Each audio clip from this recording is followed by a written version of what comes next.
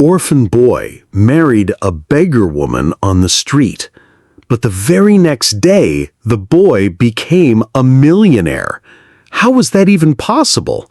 To know the answer, friends, you must listen to this story till the end without skipping a bit. Ron works in a grocery shop. He lives with his elder brother and sister-in-law. But unless he works, he doesn't even get food to eat. Still, whatever little income he earns from the shop, he hands it over entirely to his sister-in-law. In return, all he gets is just 2 meals a day. If he ever asks for an extra coin for himself, he doesn't get it. So Ron's life is full of hardship. He's already 32 years old, but no one wants to arrange his marriage. His sister-in-law always says, "He just works in a grocery shop. If he brings home a wife, how will we manage? Should we feed them both with our money? No way. He can leave this house and then do whatever he wants." But the house originally belonged to him too. After their parents died, his brother and sister-in-law tricked him into signing the property over to them. How selfish they became. Yet Ron never protested. He loved his elder brother deeply, so he kept working hard for them just to get 2 meals a day. That was enough for him. This was Ron's life. Lately, he had noticed a beggar woman sitting in front of the shop.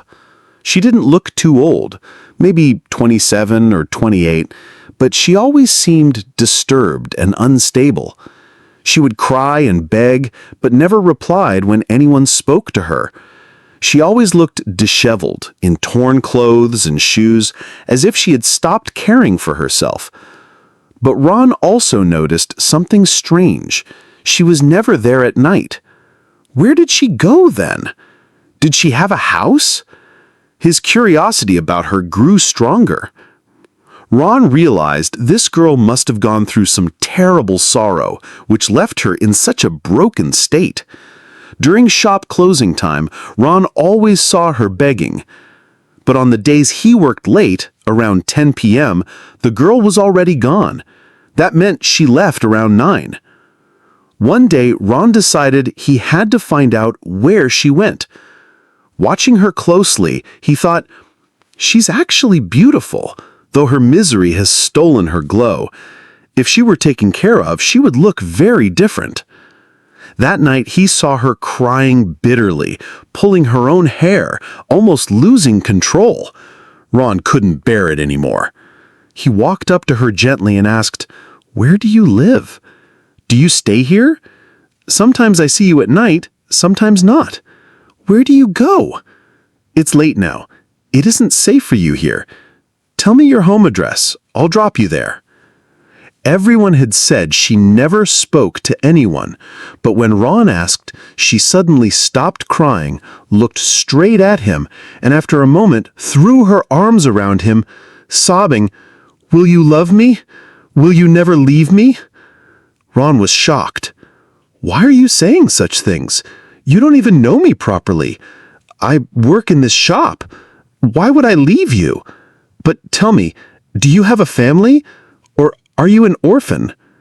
But instead of answering, she cried more and kept saying, "Take me with you. I have no one. Don't leave me." Ron's heart broke for her. He thought of taking her home, though he knew his sister-in-law would create a scene. But if he left her here alone, something terrible might happen. So finally, he decided to take her with him. When they reached home, his sister-in-law was furious. "It's midnight. You dare bring this filthy beggar into the house? Throw her out!" She tried to push the girl out, but Ron blocked her way. "Don't throw her out, sister-in-law. I brought her. She was crying alone in the street. I couldn't just leave her." But the neighbors, hearing the noise, gathered around. Some elders said, "This house belonged to Ron too. You can't throw him out. And since he brought this girl here, you must let her stay, or he should marry her." Everyone pressured Ron to marry the girl. Though shocked, he agreed. He believed true beauty was within, and he already felt compassion for her. His sister-in-law screamed in protest, but the neighbors silenced her. The very next day, they arranged the marriage. When the girl was bathed and dressed in a proper sari, everyone was stunned. She was breathtakingly beautiful. Even Ron's sister-in-law, who had tried to stop his marriage, burned with jealousy, thinking, "I never wanted him to marry, but now he has a wife even more beautiful than me." Life was still hard, as Ron had little money. His sister-in-law refused to help. But the girl, though fragile, slowly began speaking to Ron. She wasn't truly insane, just broken by grief. One morning, as Ron worried about finding more work, a car stopped outside the house. From it stepped a wealthy couple and a young man. Everyone wondered why such rich people had come to their house. But when they saw Ron's wife, she hid behind him, trembling. Then the strangers revealed the shocking truth. "She is our daughter."